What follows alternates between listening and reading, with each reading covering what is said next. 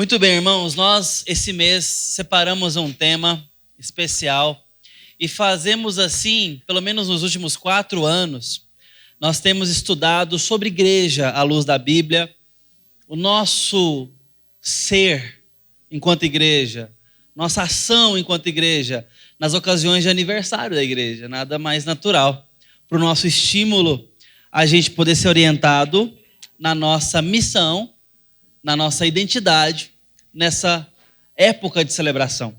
E nós tiramos o mês todo para celebrarmos. Então, nós vamos começar hoje e vamos terminar no último domingo de setembro, tá bom? Em alguns desses domingos nós vamos cantar um parabéns, cortar um bolo tradicional que a gente tem, tá bom?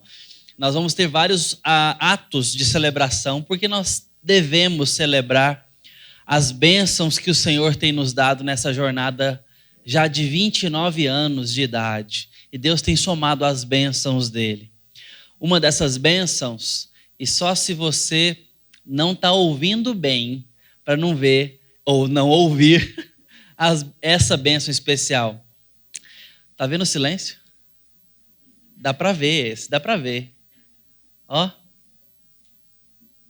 A bênção não é o silêncio, não. É que estava um ruído danado aqui. Nossas crianças, Deus tem nos multiplicado as crianças. Não só já aí fazendo ruídos, quanto chegando ou recém-chegadas. Isso é bênção do Senhor. Essa é uma que nós queremos louvar a Deus esse mês. Deus tem aumentado o reino dele nos dando crianças para serem evangelizadas pelos seus pais, para estar debaixo da aliança. Bênção do Senhor ou não é? Bênção. Hã? É. E tantas outras bênçãos o Senhor tem nos dado. Tem nos crescido enquanto igreja, tem nos dado pastores fiéis à palavra, tem nos aumentado a liderança de diáconos, presbíteros, líderes de ministério. Hoje nossa igreja conta com todas as frentes ministeriais de faixa etária com liderança formada. A mais recente liderança de juniores foi formada. Nós não começamos ministério na igreja até que tenhamos liderança para isso. E liderança capaz. E essa última frente foi formada esse ano, última, depois da pandemia, nos últimos anos da igreja, que eu estou dizendo última. Nós temos ministério com mulheres, com adolescentes, com jovens, com a terceira idade, com casais, família, educação cristã. Louvado seja Deus por isso, irmãos. Louvado seja Deus por isso. O nosso coração está muito alegre com o que Deus tem feito no nosso meio. Desafio como toda igreja tem. Defeitos, dificuldades e desafios. Mas a gente tem avançado, nós temos perseverado e Deus tem nos dado graça. E nós queremos celebrar a Deus. Tiramos o mês de setembro para isso. Então nós vamos pensar sobre uma igreja necessária esse mês, tá bom? A cada mês nós vamos ter uma pregação especial e um louvor especialmente conduzidos. Nossos músicos, embora hoje vários aqui trabalhando, vão estar mais descansados, porque a gente vai trazer gente de fora para nossos grupos aí poderem dar uma descansada também nesse mês. Tá bom? Outros vão trabalhar para a gente cantar para Deus. Nós vamos ter aqui o pastor Phil Fortes com a banda, nós vamos ter o Elvis Sodré com a banda, e aí volta quase todo mundo da casa com Tigres de Bengala, né? A gente chama só o presbítero Léo de fora e mais o Paulinho na bateria. No mais, é gente nossa aqui também. Mas é uma folguinha que a igreja vai ter aí nos seus músicos. Pastor Samuel também estará conosco no próximo domingo. E no último domingo, o pastor Mauro Meister, tá bom? Então, quero convidar você para estar aqui. Traga um visitante, venha com alegria para a gente poder celebrar a igreja e celebrar as bênçãos do Senhor na nossa vida. Hoje, nós vamos pensar que uma igreja necessária é uma igreja quente. Quente. Falar isso em Goiânia, nesse calorão, precisando colocar hoje um climatizador ali atrás. O ar-condicionado não está dando conta. Tá? Muita gente e um espaço novo onde nossas evaporadoras aí não chegam. Então, a gente entra aqui numa situação complicada, mas a gente precisa de uma igreja quente. Tá? Quero convidar você ao texto de Apocalipse, capítulo 3, para isso. Obviamente que não vai envolver nossos climatizadores, podem ficar tranquilos. É de outra temperatura que a gente precisa, claro, né? Capítulo 3, versículos 14 a 21.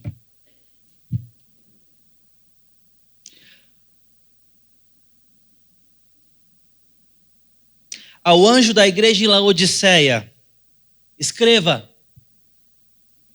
estas coisas diz o Amém, a testemunha fiel e verdadeira, o princípio da criação de Deus. Conheço as suas obras, ou as obras que você realiza, que você não é frio nem quente. Assim, porque você é morno, e nem quente, e nem frio, estou a ponto de vomitá-lo da minha boca. Você diz, sou rico, estou bem de vida, e não preciso de nada. Mas você não sabe que é infeliz. Sim, miserável, pobre e nu. Aconselho que você compre de mim ouro refinado, pelo fogo, para que você seja de fato rico. Compre vestes brancas para se vestir, a fim de que a vergonha de sua nudez não fique evidente. E colírio para ungir os olhos, a fim de que você possa ver. Eu repreendo e disciplino aqueles que amo. Portanto, seja zeloso e arrepende-se. Eis que estou à porta e bato. Se alguém ouvir a minha voz e abrir a porta, entrarei em sua casa e cearei com ele e ele comigo. Ao vencedor darei o direito de se assentar-se comigo no meu trono, assim como também eu venci e me sentei com o meu Pai no seu trono. Quem tem ouvidos, ouça o que o Espírito diz às igrejas. Amém. Vamos orar. Ó Deus bendito, estamos diante da tua palavra. Há uma denúncia aqui contra a igreja. E nós precisamos da tua graça, como os laodicenses precisaram.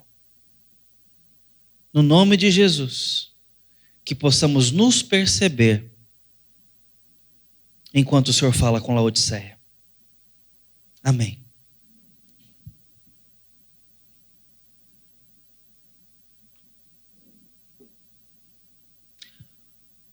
O que faria o Deus Todo-Poderoso vomitar?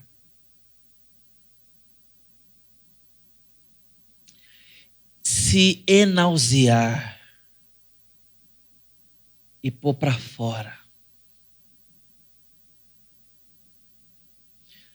Eu particularmente morro de medo de vomitar. Desculpa, irmãos, a gente está entrando nesse assunto, mas é a palavra de Deus.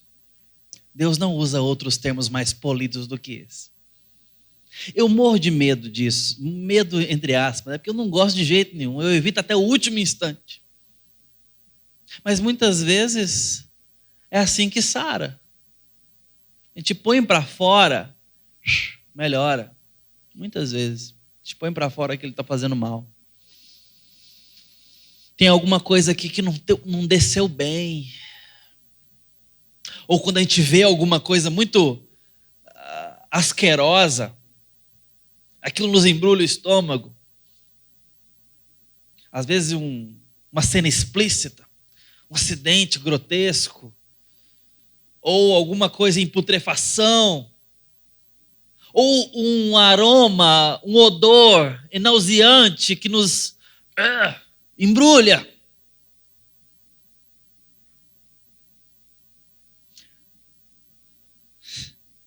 Lá vem.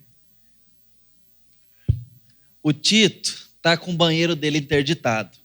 Relaxa, é leve.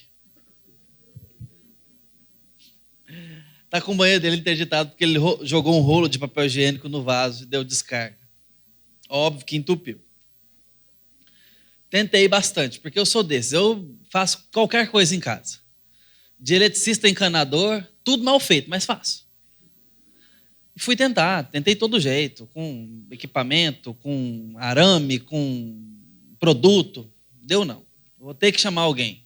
É humilhante, eu acho. Humilhante ligar para um encanador, vir em casa resolver coisa. Eu acho. Pode me julgar. Aí colocaram o nome de marido de aluguel. Aí que eu não vou ligar mesmo. Pelo amor de Deus, quem inventou isso? Lá em casa tem homem, a faca lá em casa é amolada. É assim que você vê a qualidade do marido em casa, viu? Se as facas estão amoladas. Vou beber água.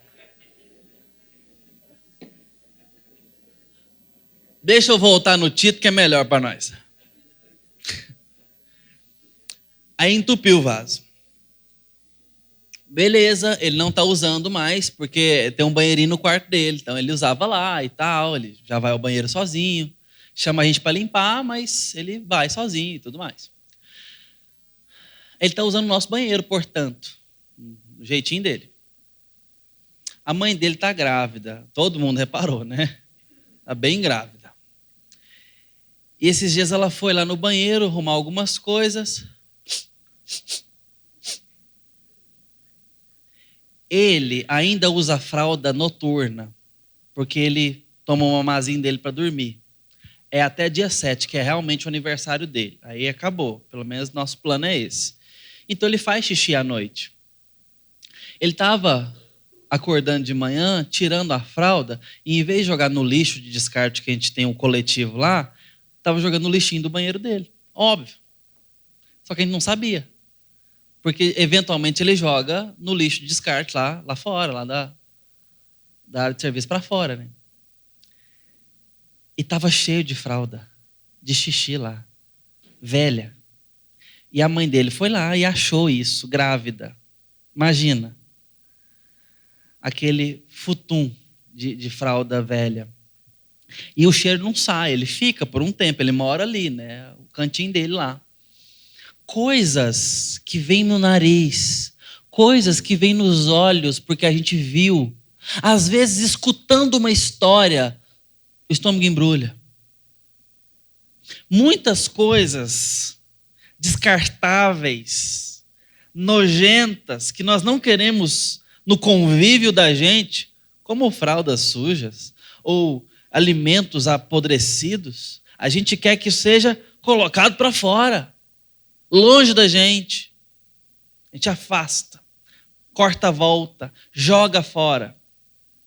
Bem como aquilo que a gente ingere. Perceba, em todos os nossos sentidos, nós podemos nos enausear, porque aquilo que é indesejável gera asco em nós, ou pode gerar, por todos os sentidos.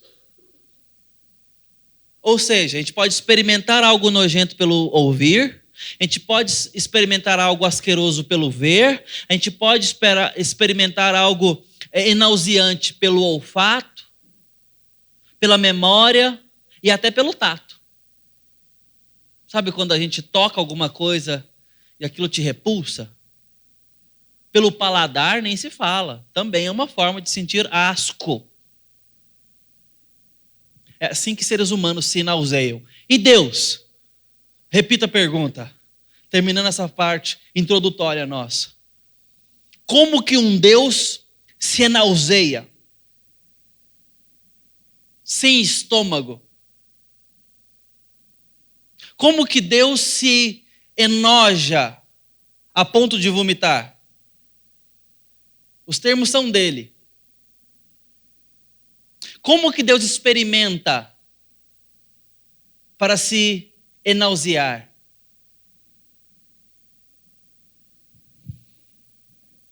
Relacionamento.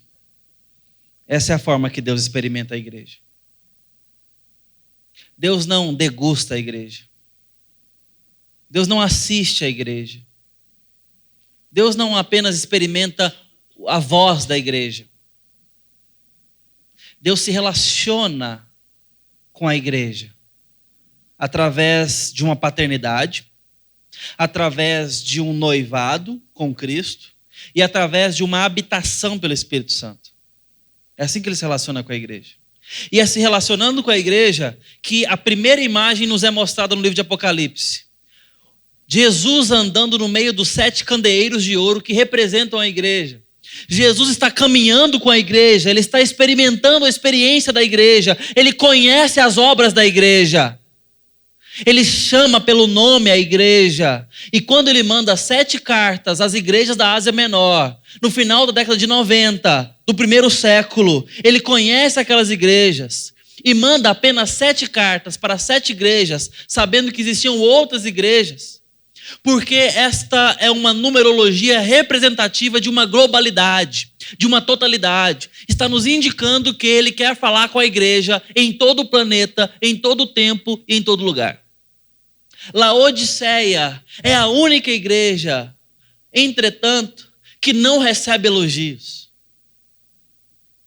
Nenhum elogio. Porque ela está gerando náuseas em Deus. Quem é Laodiceia? É uma cidade. E a igreja é a cara da cidade. Por mais irônico que isso possa parecer. Laodiceia é uma cidade rica, meus irmãos. Ali, há um tempo atrás, não muito, talvez na década de 60, do primeiro século, a cidade foi destruída por um terremoto. Sabe o que eles fizeram? De tantos ricos que tinham naquela cidade, eles reconstruíram a cidade. Sem a ajuda do império. Nessa época, acho que era Nero. Construíram de novo. É uma população abastada, que tem visão arquitetônica, que é boa para negócios. Há 4 especialidades de Laodiceia que fazem com que eles sejam opulentos, prósperos. Primeiro é esse, eles estão ali numa rota muito importante, eles estão entre Colossos e Herápolis. E ali é uma rota comercial muito importante. Eles têm bancos, sistema bancário já muito bem desenvolvido. Eles são bem abastados, têm emprego na cidade, têm prosperidade financeira. Mas tem mais uma coisa, a produção têxtil. Laodiceia é conhecida no mundo antigo como uma grande produtora de tecidos finos. Esses que eram mercadejados aqui no tempo de Jesus, que a gente outra hora esbarra com um ou outro, Laodiceia era provavelmente uma grande fornecedora de produto final, de tecido fino. Tem mais. Laodiceia era conhecida como um grande centro médico. E eles tinham ali o que é chamado de pó frígio. Esse pó, ele era trabalhado e processado para fazer colírio para tratamento de visão, para tratamento oftalmológico. Isso para a época é muita coisa. Tá? Eles tinham outros tratamentos ali, e eles tinham essas capacidades. Ela tinha tudo isso de bom e era, além disso ainda, um lugar de águas térmicas. Não eram águas tipo Caldas Novas. Isso aí era coisa de Hierápolis. Hierápolis tinham águas termais mesmo, escaldantes. Deve ser tipo Caldas Novas, é o que eu conheço de parecido com isso. Mas eu acho que Ásia para fora tem alguns lugares ali vulcânicos bem quentes mesmo, né? Eles tinham ali águas termais perto, em Hierápolis. Laodiceia está no meio. Do outro lado tinha Colosso, ou Colossos, que tinha águas gélidas, tipo Pirinópolis. Estou brincando, deve ser mais. Já foi no banho de cachoeira lá em Pirinópolis? A gente vai com a vontade danada, né? Que chega, põe o pé naquela água ali, acampamento é o rancho, tem ali as águas de Corumbá ali. Irmãos, é gelado demais, mas certamente muito mais do que isso, pela altura ali. Águas gélidas em Colossos mesmo. Inclusive tinha tratamento médico em Colossos com o que a gente chama de criolipólise, né? Crioterapia, melhor dizendo. A lipólise já envolve quebra de molécula, era terapia, crioterapia, né? Que envolve o frio e tudo mais. Depois de uma boa corrida aí, os atletas gostam de pôr o pé em água, em gelo, ou então às vezes entram de corpo inteiro, só a cabeça para fora para poder fazer crioterapia, é anti-inflamatório, tá? A compressa gelada. E a quente, relaxante muscular. Então, tinha em Hierápolis e tinha em Colossos crioterapia, águas geladas. Então, voltando para Laodiceia, você tinha canais de águas. Ela não tinha fonte, não tinha aquífero, não tinha fonte. Então, ela fazia dutos. E a água que tinha ali, muitas vezes, era uma água temperada. Adivinha só? Morna. Do jeitinho que a gente gosta. Nem tanto lá, nem tanto cá. Morna. Do jeito que o homem gosta. Porque mulher não gosta de água morna, né, Aline? Não. Mulher queima chuveiro.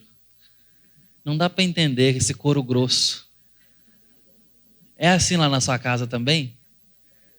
A água tem que derreter a pele, é isso? Tem que chegar no osso? Mas homem não. Homem gosta de água morna. Morna. Não precisa ser nem tanto lá, nem tanto cá.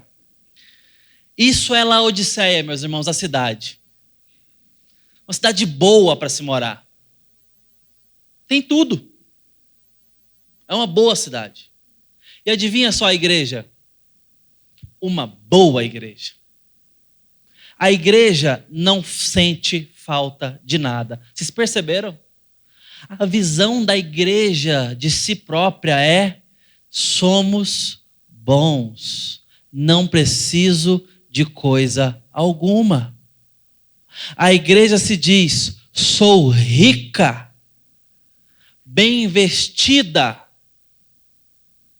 e tem uma boa visão da realidade. Era uma igreja certamente muito bem desenvolvida, que tinha tudo. Hoje, talvez, o melhor departamento infantil, melhor mídia da igreja. Bancos, certeza que não seriam esses aí. Embora confortáveis, de plástico. Talvez os melhores bancos. Faltar ar-condicionado? Jamais. Hoje não. A igreja tinha tudo. Tinha bons ministérios. Me permita usar esses anacronismos, tá? Para a gente entender a realidade da igreja. Certamente bons ministérios, tudo funcionando. Agora, para que a gente não caia numa vala comum de engano e perca a oportunidade, quando eu falo a igreja, Laodiceia, de quem nós estamos falando? O que forma uma igreja? As pessoas.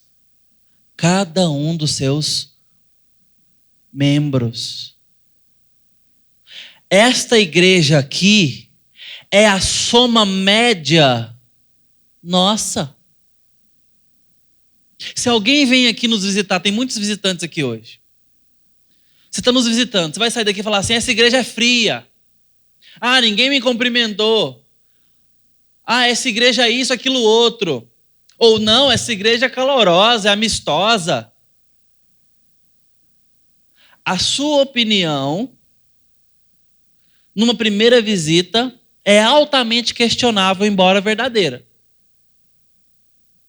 Por que verdadeira? Porque você experimentou o que experimentou e isso é verdade. Agora, é altamente questionável por quê? Porque você trombou, se relacionou com algumas pessoas. Nessa arca tem um monte de bichinho. Cada um de um jeito. No geral, a média vai dando uma tônica. De uma igreja mais animada, ou mais sisuda, mais receptiva, menos. Mas essa média, ela vai saindo com a convivência. A nossa média. Faz sentido para os irmãos o que eu estou dizendo? Laodiceia está sendo avaliada na sua média geral, na sua característica predominante, entende? Agora, quem está sendo avaliado? As pessoas estão sendo avaliadas. Não se engane quando fala a igreja de Laodiceia. Está falando de pessoas.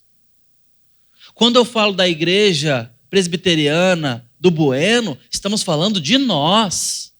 Eu e você, a nossa soma. Não existe a igreja presbiteriana Bueno, não existe isso. Existe a partir da nossa movimentação, da nossa ação. a nossa média. Esses irmãos estão vivendo numa igreja bem estruturada, abastada financeiramente, ativa ministerialmente, certamente mantendo missionários, certamente mantendo trabalhos locais, tudo rodando, porque nada disso é observado. Você quer saber o que essa igreja não tinha? Não tinha heresia. A pregação era boa. Os mestres eram bons professores. Porque isso foi condenado em outras igrejas, em Laodiceia. Não. Laodiceia não tem mau pregador. Laodiceia não tem herege nos seus mestres. Laodiceia é boa doutrinariamente. A coisa só vai se complicando, né, irmão? Está vendo? Cidade boa, igreja boa. O que significa que tem coisas para além daquilo que eles estavam valorizando, que Cristo valorizava. Agora, o que isso não significa? Que o que eles têm de bom é ruim. Senão Jesus condenaria também. Mas Jesus não condena a boa doutrina deles. Não, a boa doutrina é boa doutrina. A boa cidade é boa no que ela tem de bom. A boa estrutura da igreja é algo bom, não é algo condenável. Só que pode botar tudo a perder, porque tem mais coisas importantes que eles perderam de vista. A tal ponto de Jesus fazer um diagnóstico severo para aquela igreja. Versículo 15: conheço as tuas obras, e sei que nem és frio, nem quente, mas é morno. Eu te conheço, Jesus está dizendo, e você não é frio como um incrédulo, como um ateu impenitente, irresoluto, e nem é quente, como quem adora, como quem treme e teme, e serve de fato. Não. É morno. E porque é morno, estou a ponto de vomitá-lo da minha boca.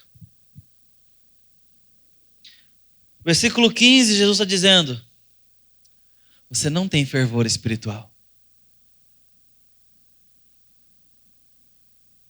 Agora, com quem Jesus está falando? Com a igreja. Jesus não está falando com o ímpio. Quantas vezes você já usou esse versículo, ou ouviu alguém usar esse versículo? Eis que Jesus está à porta e bate, arrepende e creia no evangelho. Jesus não está falando com o ímpio aqui. Ele está batendo na porta do crente, meus irmãos. Jesus está falando com a igreja. Está falando com a igreja morna, com o crente morno. Não está falando com o frio, não está falando com o incrédulo, está falando naquele que já crê, naquele que está mais ou menos perto. Não está longe a ponto de negar, fala não quero, não vou, não acredito, não creio. Mas também não está entregue, crendo, devoto, crente, amando. Não. Está ali. Está trabalhando. Às vezes até serve na igreja. Às vezes até trabalha. Às vezes até bate o ponto. Às vezes até contribui financeiramente. Embora diz que o bolso é o último a se converter. Mas ser dizimista não quer dizer muita coisa não, irmãos. Não ser talvez quer dizer muito. Mas ser não quer dizer muita coisa não. Trabalhar na obra da igreja não quer dizer muita coisa, não. Por que não quer dizer muita coisa? A gente precisa disso, claro. Mas não significa mais do que isso. Não é porque você levanta a mão no louvor, contribui com seu dízimo, ajuda no chá das mulheres, ou porque você ajuda na escala da diaconia, arruma uma cadeira, que você tem relacionamento espiritual com o seu Salvador. Entende? Nesse sentido que eu estou dizendo que não significa muita coisa, não. Não querer se envolver com a obra de Deus, não querer frequentar a igreja, não querer se envolver nessas pequenas e grandes coisas, isso sim significa muito. Porque o que isso poderia significar? O que isso poderia apontar? Entende? Esses irmãos estão aqui em dias com a responsabilidade à vista dos homens. Eles não estão em dia com o coração. Eles não estão com devoção a Deus. Eles não estão amando o Senhor com todo o seu coração. Eles não estão tendo relacionamento com Deus. A Bíblia, lá em Lucas, fala que existe um coração ardente, para falar da temperatura dos crentes. Lá em Mateus, fala que existe um coração frio, capítulo 24. E aqui em Apocalipse a gente foi apresentado por nenhum nem outro, o morno. E é o coração que se amorna. É lá dentro, é o centro da decisão, da vontade, das escolhas, das emoções, do ímpeto e da ação. O coração é o motor para tudo isso. Isso se amorna, isso deixa a temperatura ali, nem lá, nem cá. Mesmo com a doutrina em dia, mesmo com a pregação em dia, mesmo com o ministério em dia, mesmo com o trabalho em dia, esses irmãos estavam com o coração longe do Senhor. O fogo espiritual, a temperatura espiritual, o entusiasmo com Jesus, com o Espírito Santo, estava raso. E isso, meus irmãos, estava gerando náusea em Deus. E você quer saber? A gente só quer botar para fora aquilo que a gente já botou para dentro. Deus está falando com quem é dele. Está falando com quem ele já absorveu, me entenda.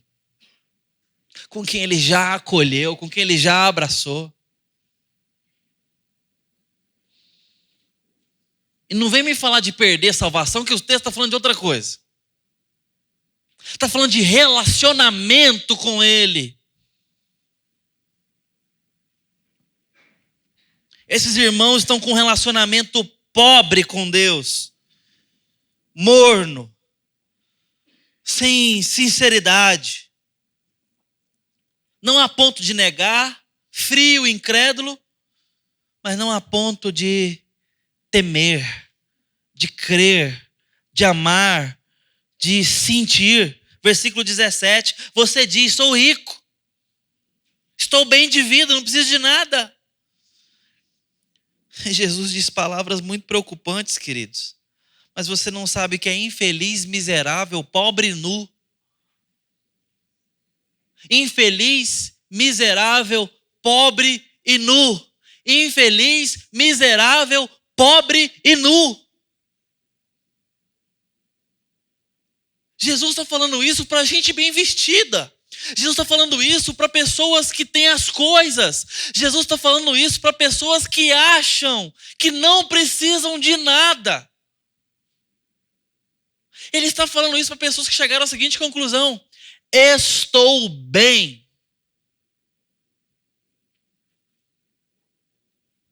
Infeliz. Jesus chegar nesse diagnóstico contra essa igreja me preocupa demais, irmãos. Você já imaginou que o seu senso de felicidade pode estar equivocado? E que você está correndo para chegar nessa felicidade? E que você pode chegar numa felicidade que Jesus diz, infeliz. Talvez estejamos correndo atrás de uma, entre aspas, vestimenta, uma aparência, uma cheguei lá na vida, que Jesus diz nu. Desculpa. Miserável. talvez você está seguindo a sua carreira, talvez você está seguindo seus planos, seus sonhos, e correndo, e correndo, e correndo, e dando um tempinho para a igreja. Mas para algumas pessoas a igreja parece que é uma ameaça. Ah, pastor, estou sem tempo. Por quê? Você está indo para onde? Está correndo atrás do quê? Toma cuidado para Jesus um dia não chegar e falar para você: miserável, nu, cego. Esses homens, essas mulheres, esses jovens escutaram isso de Jesus. Se julgavam fortes, bem vestidos e abastados. Jesus os chama de miseráveis. É a tragédia da autossatisfação. A tragédia do autossuprimento. Eu me basto e eu não preciso depender de ninguém, nem de Deus. Talvez isso explique a falta de oração. Talvez isso explique a falta de jejum, porque essas duas coisas demonstram dependência. Não, pastor, eu não acho que eu tenho as coisas, não. Então não ora por quê? Aí é porque tem tão pouco relacionamento com Jesus que acha que ele não responde, que ele não se importa. Aí o problema é outro.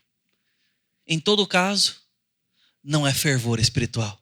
E uma igreja necessária é uma igreja aquecida, quente, com fervor espiritual, de dependência do Senhor Jesus, de relacionamento com Ele. Dependendo dele para os negócios, dependendo dele para a vocação, dependendo dele para a carreira, para a família, para as escolhas, para a criação de filhos, para a decisão do uso do tempo. Dependendo e se sujeitando. Isso é fervor espiritual, isso é avivamento, é se relacionar, é depender, é entrar na intimidade com Jesus, trazer Jesus para perto, para a escolha, é trazê-lo para a participação, é a ponto de ter Jesus à mesa, ceando conosco no nosso cotidiano, tendo um relacionamento próximo, íntimo, de verdade, como quem anda com um amigo, como quem anda com um Senhor que nos discipula, um mestre que caminha conosco. É isso que Laodiceia deixou de ter. Essa presença cotidiana. Deixou Jesus de fora.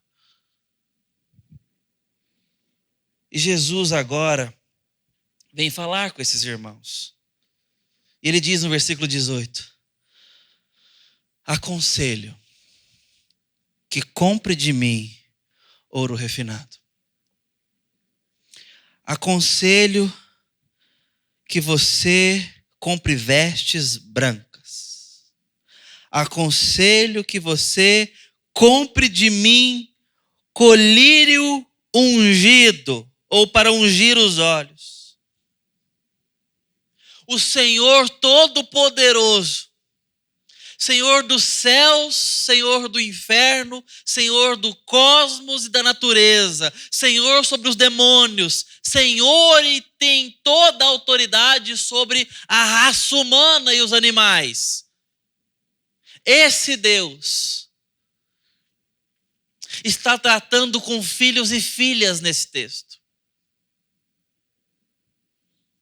Talvez por isso ele não quis usar de mais autoridade do que está usando. E no lugar de uma ordem que ele poderia muito bem dar, ele traz um aconselhamento. Aconselho que você venha até mim e reveja a sua vida. É isso que Jesus está oferecendo. Você é rico, não é? Vem comprar ouro refinado de mim. O seu ouro não vale. Ou seja, me leva para as suas finanças e traga as suas finanças para mim. A gente precisa revisar os seus conceitos. Compre de mim ouro refinado pelo fogo para que você seja de fato rico. Será que Jesus está falando de quantidade? Acho que não. Quantidade eu acho que ele já tinha. Jesus está falando sobre sentido, verdade, de fato. De fato rico. Aconselho que compre de mim vestes brancas para se vestir, a fim de que a vergonha de sua nudez não fique evidente. Suas roupas podem estar escondendo sua vergonha dos homens. Mas existe uma vergonha sendo explícita que só eu posso cobrir. Eu tenho roupa para te dar. Eu tenho vestes limpas para te dar. Jesus está falando de perdão de pecados, queridos irmãos. É nesse texto de Apocalipse que ele diz que quando nos ressuscitar, nos dará vestes brancas. Simbolicamente falando, eu vou te cobrir de uma vez por todas. Identidade. Identidade. Está falando, vem comprar de mim tratamento para os seus olhos, a fim de que você veja. Eu vou curar sua visão de mundo. Você não está enxergando bem. Tô sim, não tá não. Tô sim, não tá não. Quando eu abrir os seus olhos, você vai enxergar. Lá em casa os meninos são assim. Quer que a gente vê algum lance na televisão que eles gostam muito. Papai, vai aparecer agora, ó. Fica olhando, ó. Fica olhando, papai. Aí eu tô olhando. Papai, olha, papai. Eu tô olhando. Não tá não, tô olhando. Mesmo olhando pro meu olho, olhando. Deus está falando para eles, vocês não estão enxergando. Vocês não estão olhando com os meus olhos. E não está falando para a gente que queria ver muito e não está podendo. Não está conseguindo. Não, é para a gente que está achando que está enxergando. E isso me assusta. Mas essa é toda a esperança que temos diante desse texto, irmãos. Primeiro, Jesus está querendo botar para fora porque ele engoliu. Porque ele abraçou, porque são dele. E ele não pôs para fora, ele avisou que está nauseado. Ele avisou. Ele veio falar. Deixa eu falar uma coisa para vocês. Não está bom o nosso relacionamento. Precisamos conversar. Talvez é a última coisa que você quer escutar da sua esposa. Precisamos conversar. Faz o teste. Manda essa mensagem para o seu marido no meio da tarde. Precisamos conversar. Ó, ao que terminar de lavar a garagem, a gente vai conversar. Dá-lhe 3 horas de mangueira. Mas às vezes é conversando que a gente se entende. É não tendo medo de pôr as verdades sobre a mesa como quem quer resolver. Agora, quem conversa sem querer resolver só sabe brigar. Só sabe acusar. Quando a gente quer resolver e trata o outro não como um inimigo, a gente progride na solução. Porque a gente quer resolver. Não é uma disputa. Jesus poderia ter cuspido para fora. Jesus poderia ter vomitado. Se não presta mesmo. Mas ele pode curar. Ele pode restaurar. Ele pode perdoar. Ele pode limpar. Ele pode transformar. Ele pode fazer novas todas as coisas, incluindo o nosso coração. E ele quer fazer isso. Por isso ele chega como um camelô espiritual e diz: está aqui, pega, toma e muda. Você precisa e eu tenho para dar. E ele chama Laodiceia para uma conversa íntima. Aquece-te logo de uma vez. Essa é a esperança. Jesus tem interesse na igreja. E mais, ele fala: eu estou batendo na porta. Eu estou batendo na porta, eu quero entrar. Eu quero cear com você. Mas eu não vou arrombar a porta. Ele não vai derrubar a porta. Mais uma vez, não confunda esse texto com a dinâmica pura da evangelização. Jesus está tratando com a igreja e este detalhe muda muito as coisas. Tá? Ele está falando sobre a profundidade de relacionamento. É aplicável em várias instâncias, mas a gente não pode ir tão a fundo na evangelização, senão a gente perde o que o texto quer comunicar, porque o texto está falando de Jesus e a igreja. Tá bom? Só para a gente guardar a nossa interpretação no trilho certo, embora a gente possa tirar substrato disso.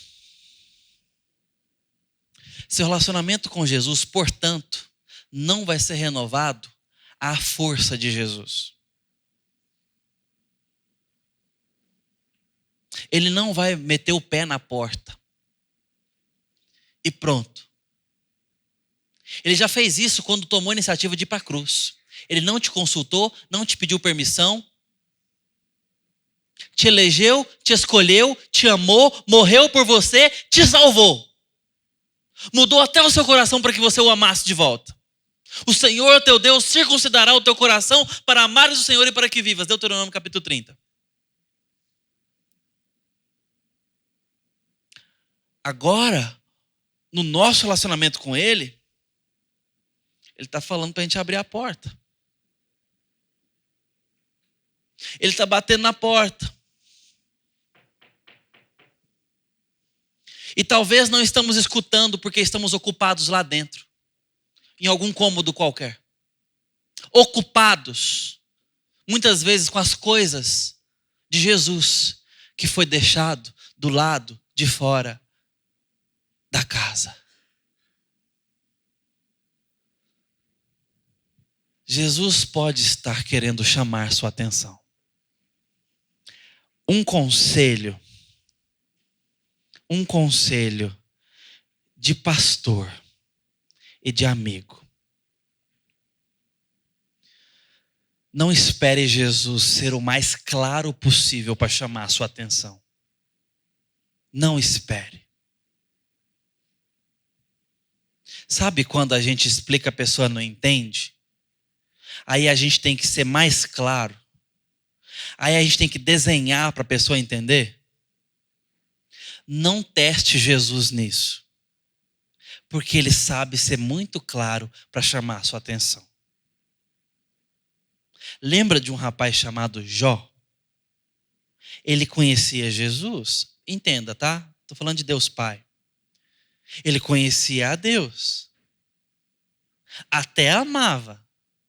Mas Deus quis dar uma lição mais clara e profunda para Jó sobre ele mesmo. Deus não ensinou Jó sobre o sofrimento, não ensinou Jó sobre a dor, não ensinou nada sobre isso. Esta foi a sala de aula. A lição que ele aprende é beirando o capítulo 40, quando ele diz: aprendi, te conheço mais, e agora meus olhos te veem. Quer passar pela mesma curso intensivo de Jó? Eu tô fora. Se tem outro jeito de conhecer a Deus um pouco mais, eu quero fazê-lo. Se tem algum jeito de eu poder amar a Deus mais, que não seja pela pena do sofrimento, eu gostaria de fazê-lo. Não desperdice as batucadas à porta do seu coração que Jesus tem dado. Ele quer aprofundar relacionamento com você. Ele quer aquecer a sua temperatura e o seu fervor espiritual mais uma vez. Não menospreze isso. Abra a porta. Deixe Jesus chegar à sua mesa, ao seu cotidiano, à vida comum. Jesus não é assunto da sua religiosidade. Jesus é assunto da sua vida, da sua história, do seu coração. Jesus não é um assunto teológico. Jesus é o Senhor da sua vida. Jesus é o seu melhor amigo. Jesus é o seu salvador, seu mestre, seu companheiro, seu bom pastor, seu advogado. Ele quer estar à mesa contigo, sendo levado às mínimas coisas da sua história.